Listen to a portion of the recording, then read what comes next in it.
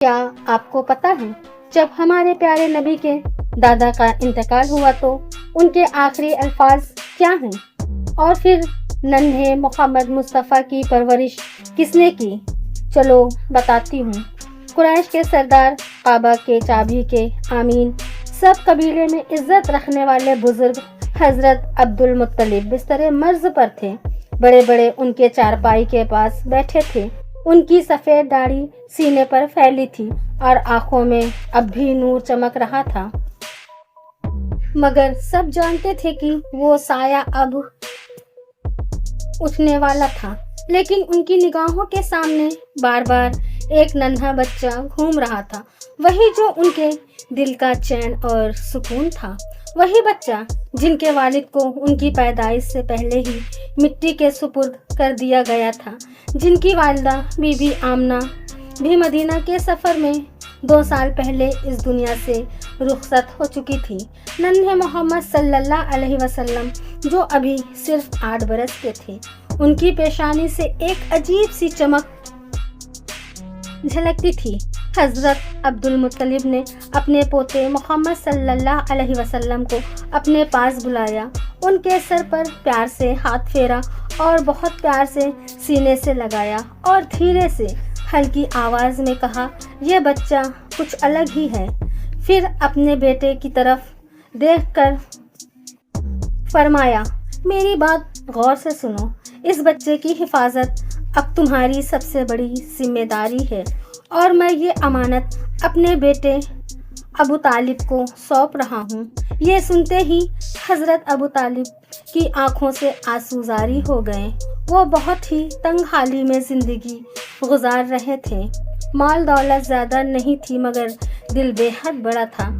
اپنے والد سے کہا، ابا جان آپ بے فکر رہیں، میں اس بچے کی حفاظت اپنی جان سے بڑھ کر کروں گا۔ کچھ ہی دنوں بعد وہ گھڑی آ گئی جب مکہ والوں نے ایک اور بڑا غم دیکھا، حضرت عبدالمطلب کا انتقال ہو گیا۔ قریش کے لوگ صدمے میں تھے مگر سب سے زیادہ غمگین تھے ننھے محمد صلی اللہ علیہ وسلم۔ پہلے والدہ کا انتقال ہوا، اب دادا کا سایہ بھی اٹھ گیا۔ آنکھوں سے آنسو بہہ رہے تھے مگر آپ کے دل میں ایک عجیب صبر تھا۔ کوئی اور بچہ ہوتا تو رو پڑتا، بلخ پڑتا، مگر آپ خاموشی سے آسمان کی طرف دیکھ رہے تھے، جیسے وہیں سے دل کو سکون اور تسلی مل رہی ہو۔ اللہ تعالیٰ نے یہ درد اپنے پیارے نبی صلی اللہ علیہ وسلم کو اس لیے دیا تاکہ آنے والی امت کو صبر اور تشکین کا سبق ملے۔ ابو طالب نے اس دن سے محمد صلی اللہ علیہ وسلم کو اپنے گھر میں ایسے رکھا جیسے اولادوں کا تاج ہو۔ گھر چھوٹا تھا، کھانے میں اکثر کمی رہتی تھی، مگر جب بھی محمد صلی اللہ علیہ وسلم ساتھ بیٹھتے برکت اتر آتی۔ ایک واقعہ بہت مشہور ہے۔ ایک دن گھر میں بس تھوڑا سا کھانا بنا تھا، اتنا کہ بس 2-3 لوگ ہی کھا سکتے تھے۔